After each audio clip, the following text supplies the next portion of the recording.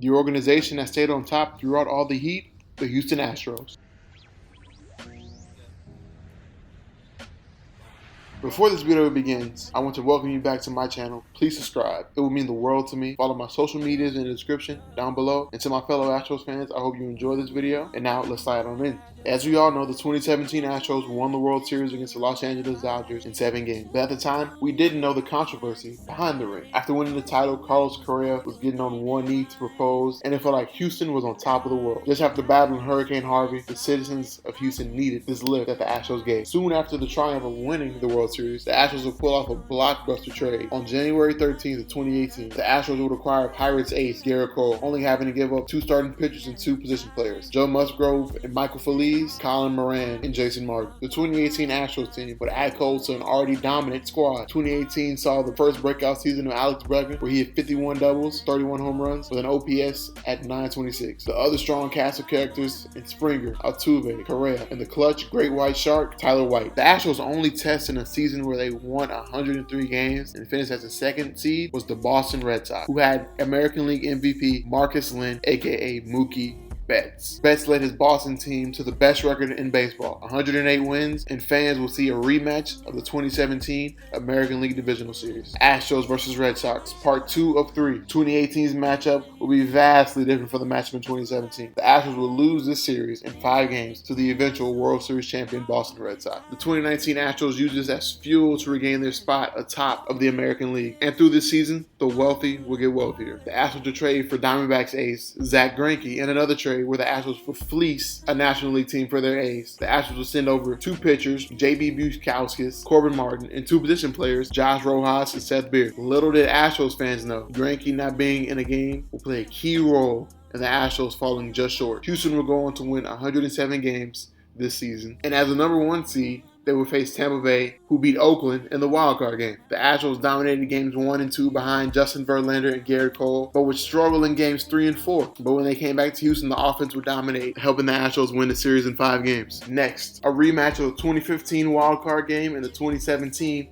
ALCS. The Astros will meet a Yankee squad who just swept the twin squad known as La Bomba squad. The Bombs in that series were all going New York's way though, in a thrilling 6-game series that would see an Altuve walk-off in Game 6 to win the series for the Astros. The Astros will be going back to the World Series for the 2nd time in 3 years. In the World Series, neither team would win a home game for the first time in Major League Baseball history. The Astros will lose to the Nationals in 7 games. It will be a gut punch for Astros fans, but it wouldn't be the only gut punch this offseason. The Astros will lose Gerrit Cole to the New York Yankees in free agency, where Cole would sign a 9-year deal worth $324 million. But just a few weeks after the World Series, The Athletic released an article on the Astros' possible sign-stealing scandal, and the rat, or snitch, as David Ortiz coined him as. Mike Fiers, former Astros pitcher, who joined the team in 2015 alongside outfielder Carlos Gomez, who was involved in a trade that would include closer Josh Hader, who would eventually come back to the team in 2024. Mike Fiers, now seen to some players as a rat, broke the scandal, and now all the achievements the Astros had in 2017 and part of 2018 were under a watchful eye. Did Altuve deserve his MVP? Yes, he did. According to many players on the Astros, including Tony Kemp, Josh Reddick, and Carlos Correa, he decided to never be involved with a cheating scandal, and if somebody would bang in the dugout for him, he would immediately go off to whoever was doing the banging. The Astros manager, A.J. Hinch, and general manager, Jeff Luhnow, would be suspended by the league, and owner Jim Crane would have the hard decision of firing them both right after. Baseball legend and founder of the High Five, Dusty Baker, would replace Hinch as manager in Houston. The Astros would apologize in spring training. Carlos Correa would go on an interview with Ken Rosenthal, defending the team, and everyone had their opinions about Houston, but a 162-game season was just upon us. And just like that, the season was not upon us due to a pandemic. The season will finally start up in July though. The Astros and the Mariners will kick off the 60-game shortened season. Justin Verlander would win a good 6 innings, and the Astros would win game 1 of 60. And then boom, Justin Verlander would be out for the rest of the 2020 season and will miss all of 2021 due to needing Tommy John surgery. So without Cole, who signed with New York in the offseason, Justin Verlander, who will be out for the next 2 seasons, the Astros would need to get production from a new crop of arms. Framber Valdez, who debuted in 2018, up until this point, didn't show anything special about himself. But this will change this season, where Valdez and Zack Greinke will lead this pitching staff, with Jose Urquidy now in his sophomore season,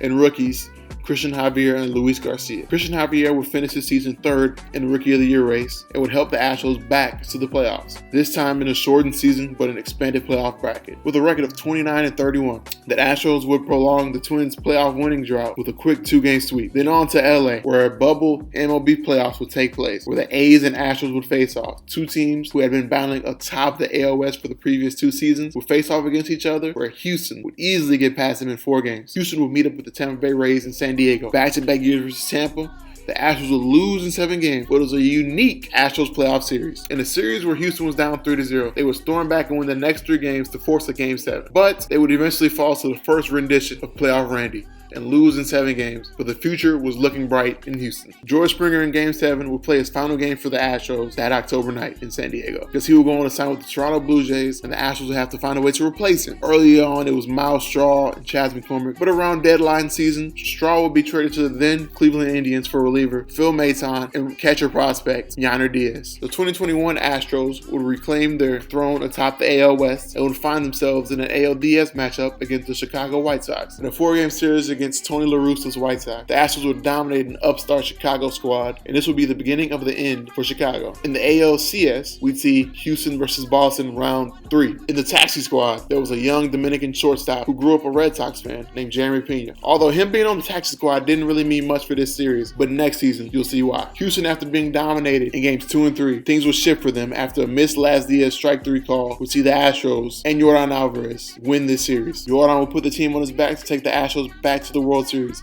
But just like in 2019, Houston would fall, even though being favorites in the series against a team from the National League East. Team of destiny that Braves team was, and the Astros lose again in 6 games. Now going 5 years post-World Series win, 2022 saw the Astros without Cole, Springer, Greinke, and Correa, who would sign with the Twins that offseason. Justin Verlander, who became a free agent post-Tommy John surgery, would be pursued by many teams but decided to stay in Houston. And the team would replace Correa with future World Series MVP, the aforementioned Jeremy Pena. Verlander, Altuve, Yordan, Kyle Tucker, Alex Bregman, Framber Valdez, and Ryan Presley would lead the Astros back atop of baseball. Houston would dominate in the ALCS against the New York Yankees with a quick and easy 4-game sweep. They would also sweep the Mariners in the American League Divisional Series. The Astros seemed to struggle more against the Mariners than they did against the Yankees, but Yordan Alvarez's heroic first 2 games of that series would see the Astros face the Yankees in the ALCS. Win, win, win, win, win, win, win. That's all the Astros did until they faced off with the Phillies in Game 1, where they choked Game 1 after being up 5-0 and ended up losing 6-5. But besides this game and Game 3 in Philly, Houston would dominate this series with a World Series combined no-hitter. Houston would silence Philly's bats from Game 4 to Game 6. With this title, this would be the first time since 2013 where a team would win the World Series in their home ballpark. Houston was finally able to get over 2017, and baseball fans would as well. The 2023 squad will look different as longtime Astros Yuli Gurriel and Justin Verlander would lead for the Marlins and Mets respectively. A 3-team race in the West this season. Astros, Rangers, and Mariners. This is how the race would end. Verlander would join Houston once again to help strengthen the rotation, but they would give up Ryan Clifford and Drew Gilbert. The race for the division went all the way up until Game 162, where Houston would beat Arizona on the final day of the season to win the division. But this might have hurt the Astros. Both the Rangers and Astros were on a collision course to meet each other in the American League Championship Series. And for the second time in the past 4 years, no home team would win a home game in this series. And now just imagine if Houston lost the division, maybe they would have won the World Series.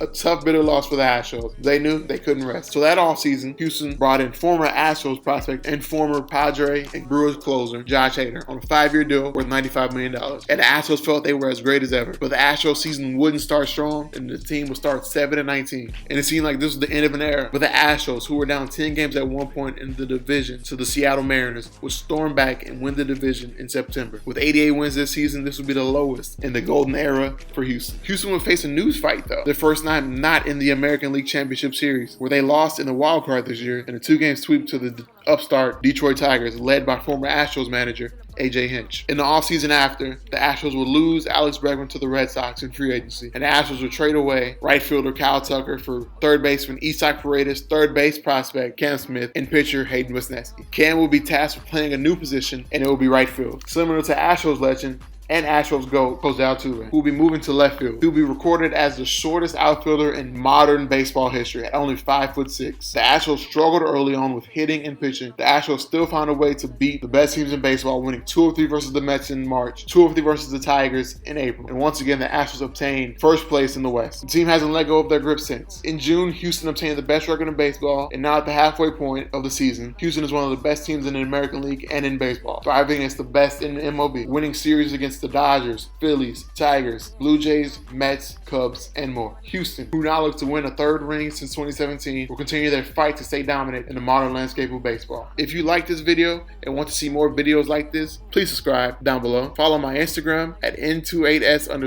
and my TikTok at 52n8s. Comment down below more video suggestions, and I'll see you next time in the next upload. Peace.